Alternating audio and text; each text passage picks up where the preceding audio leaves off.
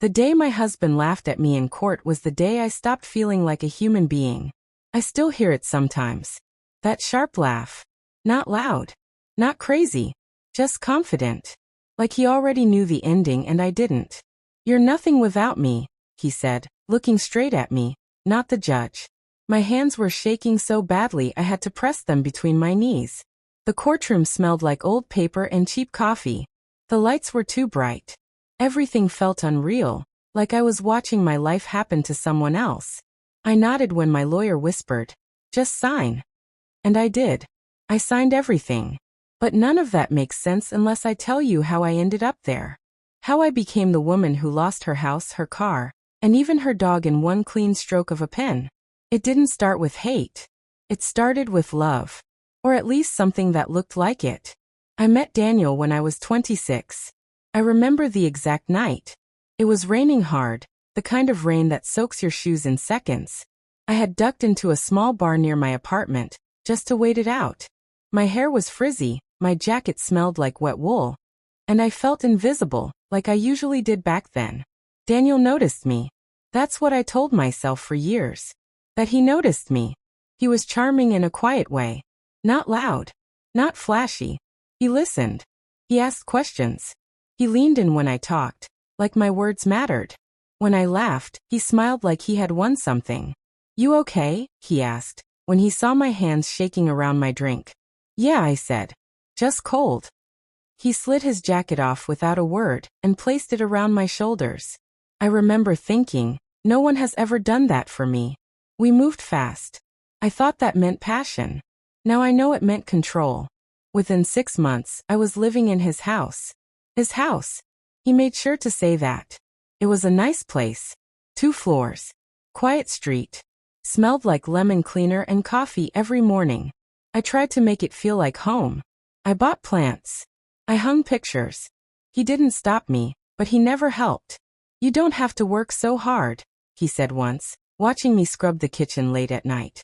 "I've got this place handled." At first, that felt safe. When we got married, he insisted it wasn't about paperwork. "It's just a formality," he said. "We don't need lawyers or contracts between us. That's not love." I believed him. I left my job 2 years later. Not because I wanted to, because he convinced me it made sense. "Why are you killing yourself for nothing?" he said. "I make enough. Focus on us. Focus on the house." Slowly my world got smaller. Friends stopped calling. Daniel didn't like them. "They don't respect you," he said. "They use you." My parents lived in another state. Visits became rare. Phone calls felt rushed. Then came the comments. Small at first. "You're too sensitive. You're remembering it wrong. Why can't you be more like other wives?" Every mistake was mine. Every problem was my fault. If he snapped, it was because I pushed him. If he ignored me, it was because I was annoying. But then there was Max. Max was the dog Daniel surprised me with on our 3rd anniversary. A golden retriever puppy with oversized paws and soft ears. I cried when I saw him. Real tears. Happy ones. "He's yours," Daniel said. "Something just for you." Max became my anchor. My routine. My reason to get up when the house felt too quiet. He slept by my side when Daniel worked late. He followed me from room to room like I mattered. Daniel hated that. "Don't let him sleep in the bed," he said. "Don't baby him so much. It's just a dog." I should have seen it then.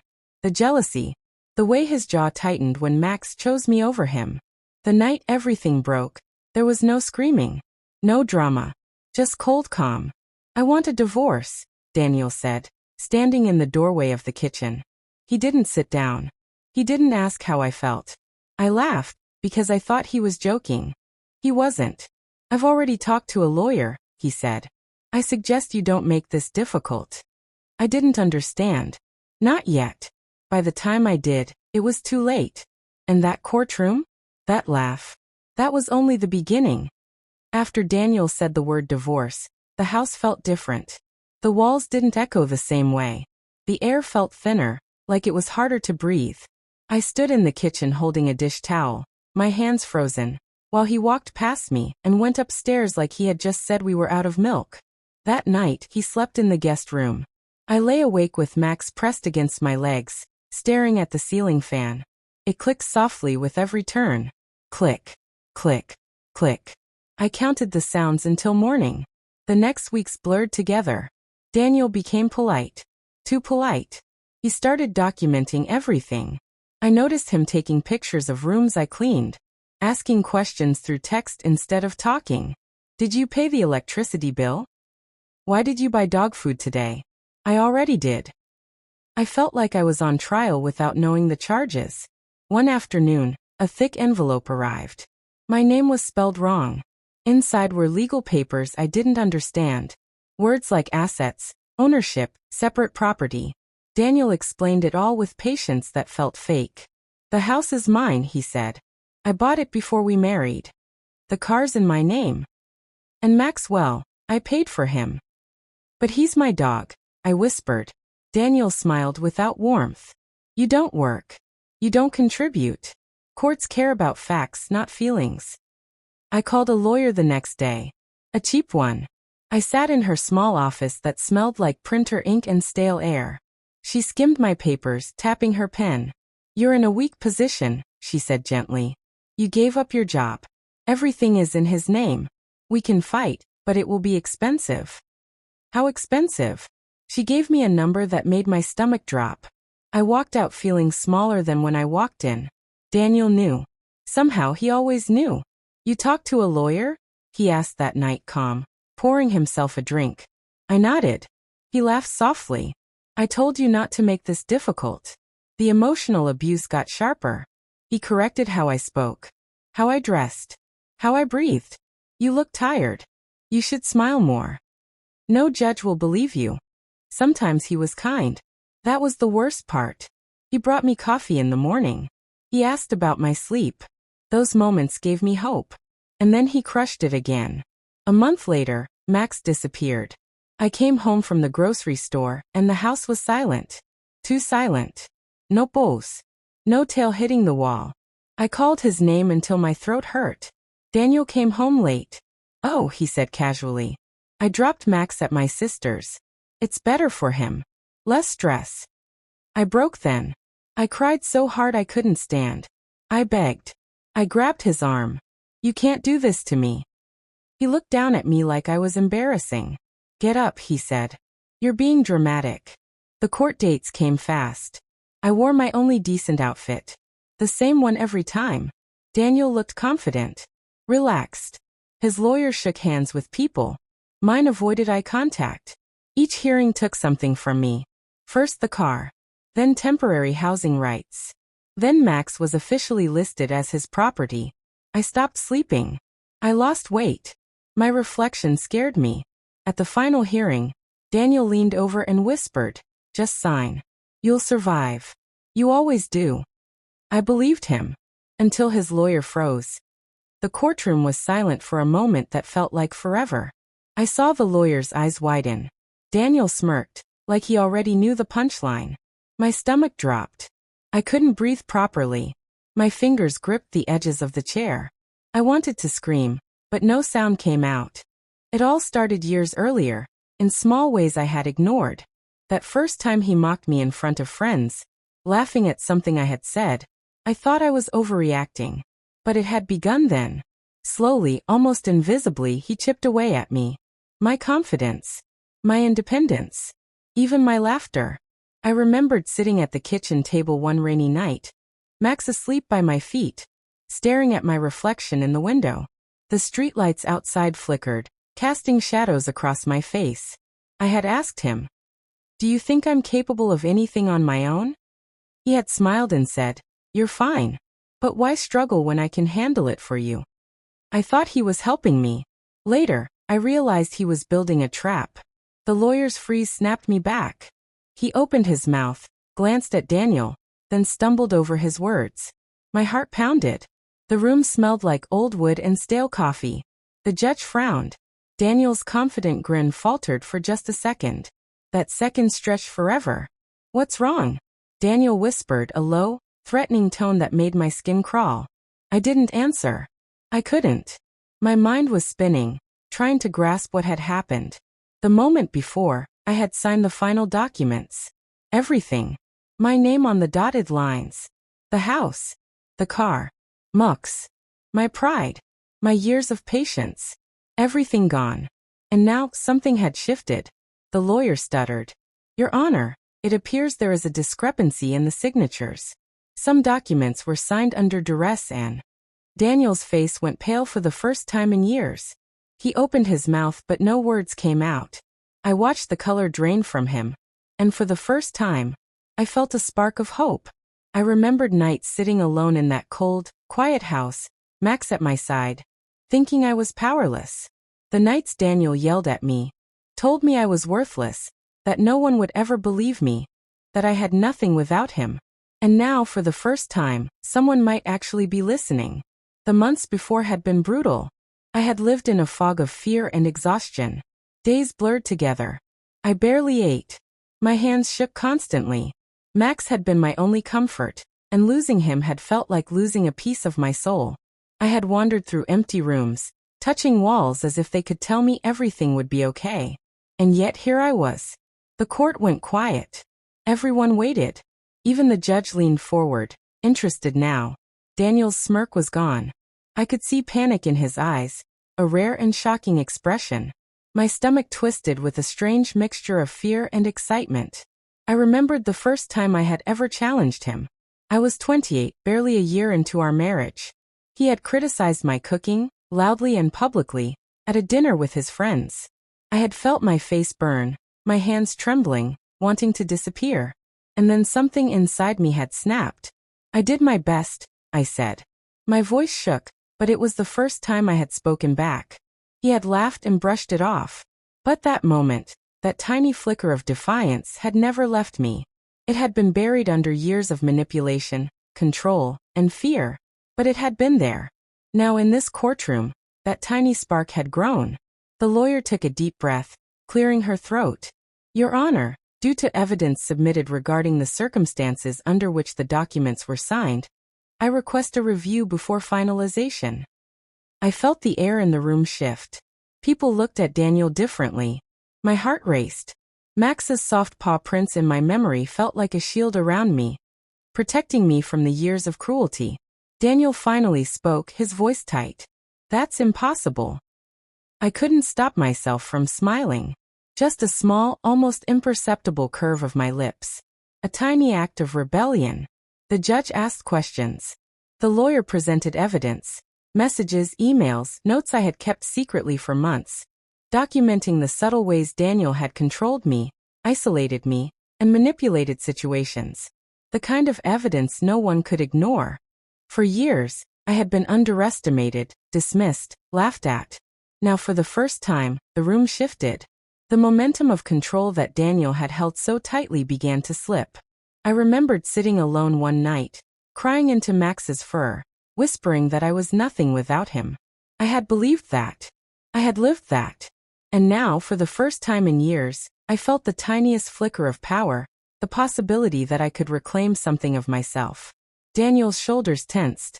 His calm, smooth demeanor cracked, revealing the fear he had hidden behind confidence. I realized that all those years of control had been a performance, a fragile structure that depended entirely on my compliance. The court proceedings stretched for hours. I felt exhausted, trembling in my chair, yet electrified by the sense that something had shifted. For years, I had lived in silence, pretending to be small so he could feel big. Now that silence was no longer mine to own. Finally, the judge leaned back. We will adjourn to review the documents in question. No further action will be taken until verification is complete. It wasn't over. Not yet. But for the first time, I felt alive. I felt seen. I felt my worth beyond his cruelty. As I walked out of the courtroom, I took a deep breath. The air smelled like rain, like the streets outside that had felt familiar and terrifying during my early days with him. The city noise pressed against my ears. I could hear Max barking somewhere in my mind, reminding me that I still had the will to fight, to survive, to reclaim my life. For the first time in years, I realized something crucial. Losing everything to him hadn't broken me. It had been a trial by fire, a slow, painful sharpening of my edges. And now, I was ready to reclaim them. I knew the next steps would be hard. Daniel would try again. He always did. But for the first time, I understood something fundamental. Power isn't given. It's taken. And I was ready to take it back. The days after the court hearing blurred together like a gray, endless fog. I felt hollow, but awake in a way I hadn't been in years. Every morning, I would wake up and check my phone, half expecting Daniel to send some triumphant message, some cruel reminder that he had taken everything. But there was nothing. Silence. And silence, I realized, could be dangerous and liberating if you learned how to use it. I stayed in a small apartment, far from the house that had once been mine, or at least that I had thought was mine. The walls were bare, the floors creaked, and the smell of old carpet clung to everything. But Max was with me. He had been returned after months of legal wrangling, though Daniel had tried every excuse to keep him. I cried the first night I saw him again. I hadn't realized how much I needed him until he nudged my hand, wagging his tail, as if he had known all along I had been suffering. The first few weeks were quiet. I walked Max early in the morning when the air was crisp and smelled like wet leaves and asphalt. I noticed small things again, like the way the sun cut through the mist on the streets, or the smell of coffee from the corner shop. I felt, for the first time, like I existed in the world on my own terms. It was a fragile feeling, but it was mine. Then the calls started. Daniel's lawyer contacted me, calm and smooth, trying to negotiate. He wanted me to sign off completely, no appeals, no claims. Think about your life, he said. Why drag this out? But something in me had shifted. I remembered all the years I had been dismissed, laughed at, controlled. I remembered the nights of crying silently on the floor, wishing someone would see me. And now I realized I had the power to fight back. Not for revenge, but for justice, for Max, for myself. I hired a lawyer who actually cared. A woman with sharp eyes and a calm voice who asked questions I had never thought to ask myself. She made me recount every detail of the abuse, every act of control, every moment of manipulation. I had kept records, but talking aloud made me feel stronger. Every detail I shared was a brick in the foundation of my new life, the life I would fight for. Daniel started showing cracks. I noticed it first in his calls. He sounded irritated, rushed, sometimes angry, but always calculating. He tried to intimidate me with legal jargon, threats of countersuits, and subtle comments meant to shake me. But I realized something powerful. I didn't care what he thought anymore. Not fully. I had survived years of emotional abuse. His words had lost the weight they once carried. Then came the first twist I hadn't expected. Daniel tried to argue that Max was trained service dog material, that his bond with me wasn't as important as some vague claim he made about investment in the dog's care. I laughed when I heard it. The arrogance of it. Max didn't care about legal papers. He cared about me. And somehow, the courts began to see it too. The hearings stretched on for months. I sat in the back of the courtroom, often shaking, often exhausted, watching Daniel present himself like a perfect, reasonable man. And I sat there quietly, listening, remembering, building my case not just with evidence, but with truth. Truth that could not be denied. I began to notice small things in myself again. Confidence. The ability to speak without fear. A fire I thought had been extinguished years ago flickered back to life. I made new friends, people who weren't afraid of my past, who didn't judge me for my mistakes. I found work again, small steps at first, writing, organizing, but each day I built myself a little stronger. The turning point came unexpectedly. During one of the hearings, Daniel's lawyer revealed a document that contradicted something Daniel had sworn to in court. The judge froze. Daniel's face went red. I could see the sweat forming at his hairline. I felt my heart hammering in my chest. It was the first time I had ever seen him truly afraid. I thought about all the nights I had cried alone, the years I had been told I was nothing, the nights I had whispered to Max, "It's just us now." And now, in this sterile courtroom, I realized something. He had underestimated me. All these years he thought I was weak, pliable, easy to manipulate. And I wasn't. Not anymore. By the final week, the tension was unbearable. Every glance from Daniel was a threat. Every whispered conversation between him and his lawyer was a challenge. But I had been ready for this. I had prepared for this. And the bond with Max, the friends I had quietly leaned on, the lawyer who had believed in me, they had all given me a strength I didn't realize I possessed. Then the final day came. Daniel tried one last tactic, one last manipulation. But the evidence was clear. The judge listened, the documents were verified, and the truth finally hit the room like a wave. Daniel's smirk was gone. He looked small, weak, defeated. I felt a strange mix of satisfaction and sorrow. I didn't celebrate.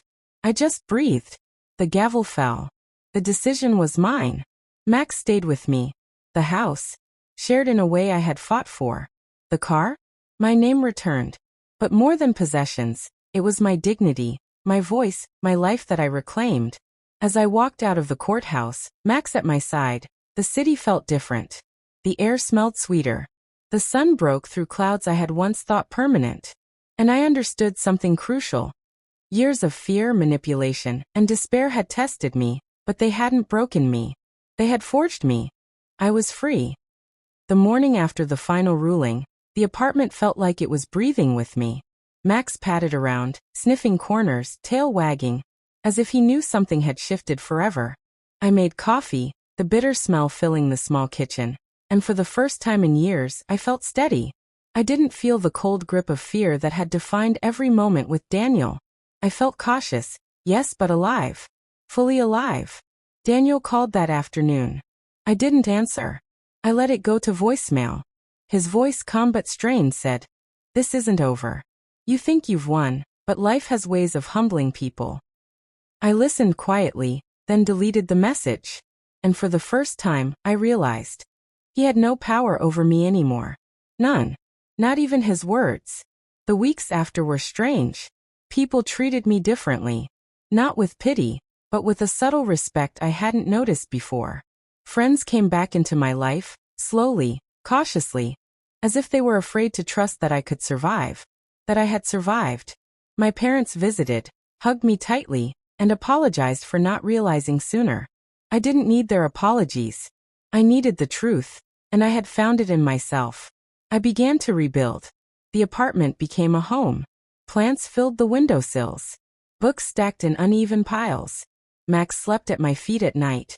And for hours we would just lie there, quiet together, the weight of the past finally lifting. I took up writing again, small freelance jobs at first, then bigger ones. Every paycheck was a small victory. Every completed project, a reclaiming of my autonomy. Then one evening, Daniel appeared. I wasn't expecting him. I was walking Max along the quiet streets when I saw him leaning against a lamppost, watching. His posture stiff, his face carefully neutral. I froze for a moment, heart hammering, not with fear, but with clarity. This was no longer my life center. I no longer needed his attention to measure my worth. "You look different," he said finally, voice low, controlled. "I am," I replied, steady. "You underestimated me." He laughed, but it didn't reach his eyes. He tried to step closer, but Max growled, low and protective. That tiny, simple act made me realize something profound. My power didn't come from the courtroom, or lawyers, or possessions. It came from surviving him, from standing up when I had been broken down, from refusing to believe his words defined me. Daniel didn't speak after that. He turned and walked away, shoulders tight, mouth set in a hard line. I watched him go, feeling something I hadn't felt in years, peace. Not triumph in the way movies show, but quiet, hard-earned peace. Life continued. Slowly, unpredictably. There were moments of doubt, days when I still felt his shadow in the back of my mind, and nights when I remembered how small I had felt.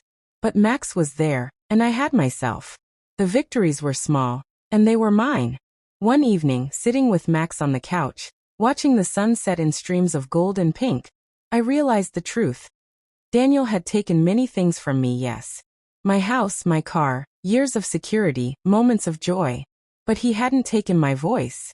He hadn't taken my ability to feel, to think, to fight. That belonged to me always. I thought of the courtroom, his shocked face when the lawyer froze, the judge's eyes narrowing in attention, the documents verified. And I realized the beauty of it.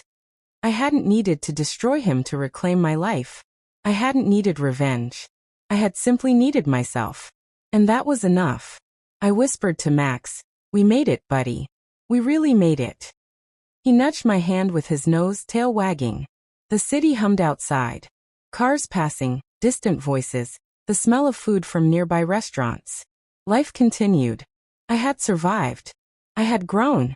I had reclaimed not just what he tried to take, but the parts of myself I had almost forgotten existed. And I knew, finally, that some victories are quiet, invisible to the world. But they are the ones that matter the most. Daniel would live his life thinking he had power, but I had learned the truth.